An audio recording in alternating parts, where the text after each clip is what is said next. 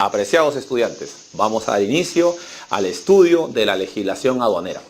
Evidentemente es un tema muy importante dentro de su formación profesional. Para hablar de la legislación aduanera debemos recordar lo siguiente. El Perú no es el mismo de siempre. Ha pasado por diferentes etapas y ciclos en la economía internacional. Por ejemplo, sin ir muy lejos, podemos recordar la época del gobierno militar. Durante el gobierno del general Juan Velasco Alvarado se nos contó la historia que realizar operaciones de comercio exterior era negativo. Hacer importaciones era lo peor que se podía hacer, porque se sostenía que cuando se realizaban importaciones, el Perú perdía sus divisas y se condenaba al atraso económico. Entonces, se estableció una política de sustitución de importaciones, de modo que todo lo que el mercado peruano necesitaba, se procuraba o se intentaba producir en el Perú para no tener la necesidad de importarlo.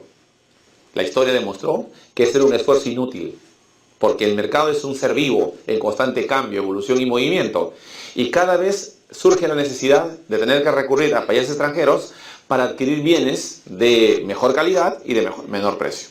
¿Ok?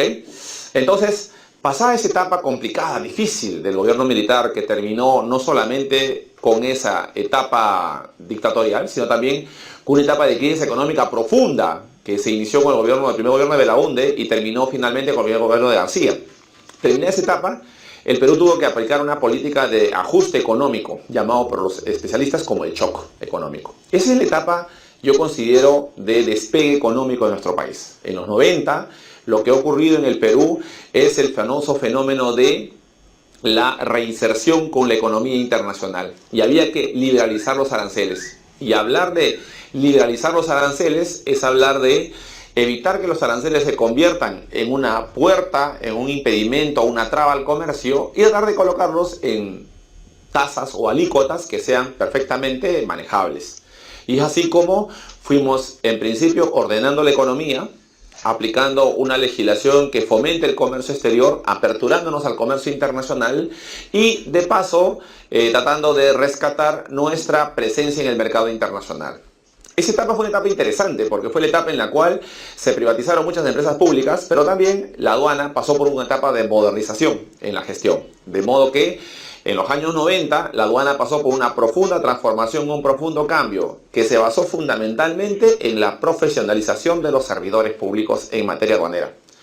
Pasada esa etapa, lo que vino después fue el gobierno de Toledo. Durante el gobierno de Toledo, lo que ocurrió fue la etapa de apertura y consolidación del comercio. Esa consolidación de la apertura comercial se dio básicamente con la firma de los tratados de libre comercio. Se inició las gestiones para el TLC con Estados Unidos, China y obviamente luego la Unión Europea.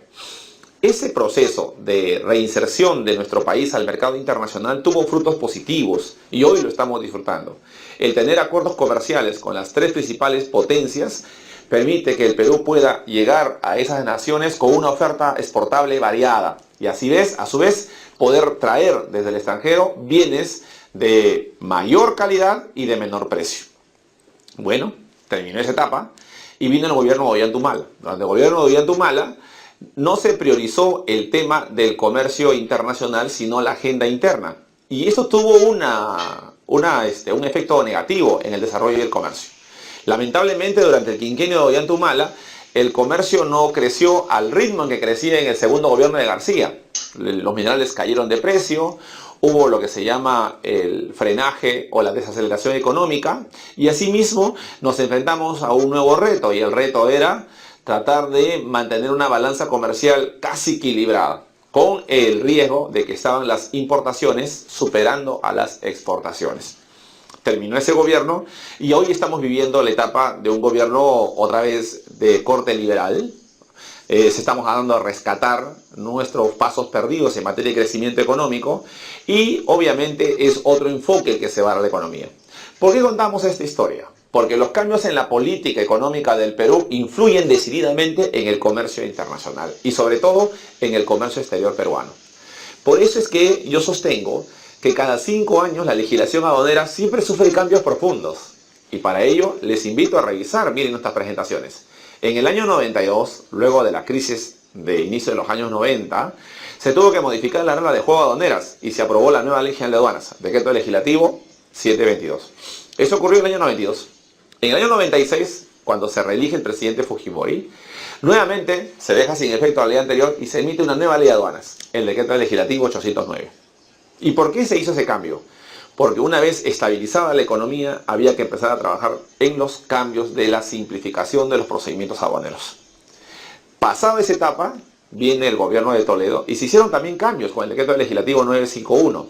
Esos cambios tuvieron una principal finalidad, que fue fortalecer los sistemas de despacho anticipado, aplicar el principio de facilitación del comercio exterior y adecuar nuestra legislación a los compromisos internacionales que estábamos empezando a suscribir con países amigos vía tratados de libre comercio. Terminó el gobierno de Toledo y vino el gobierno de García. El gobierno de García encontró a nuestro país en crecimiento económico, el segundo gobierno.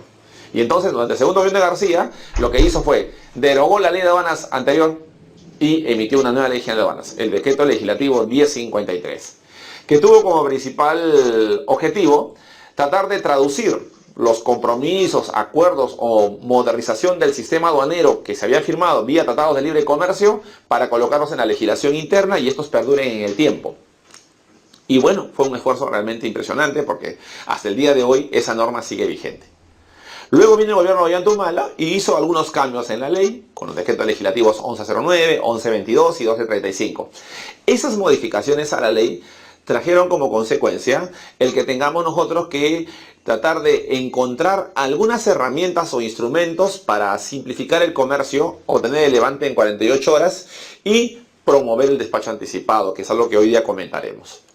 Ahora bien, los cambios en los procedimientos aduaneros siempre van a ocurrir. La lógica dice que si lo vemos en el espacio-tiempo, nos daremos cuenta que los cambios se dan generalmente cada 5 años. Cada quinquenio hay cambios en la legislación aduanera.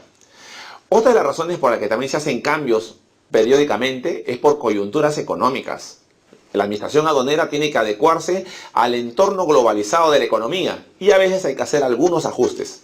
No nos va a sorprender si el gobierno de Pedro Pablo Kuczynski decide hacer también cambios en la legislación. Es importante, es necesario también hacerlo, porque lo que estamos viviendo en materia económica difiere en gran medida a lo que vivimos en la época de Ollanta.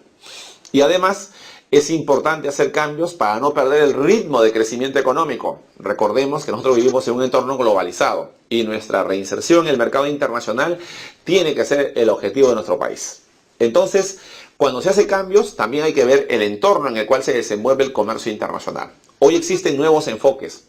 Un documento importante para la aduana es aquel firmado por la Organización Mundial de Aduanas con el título de Las aduanas del siglo XXI. Es un documento de la OMA que indica 10 recomendaciones a todas las aduanas del mundo que están orientadas fundamentalmente a modernizar la gestión aduanera, eliminar progresivamente el uso del papel e ingresar a la etapa o a la era de la aduana digital.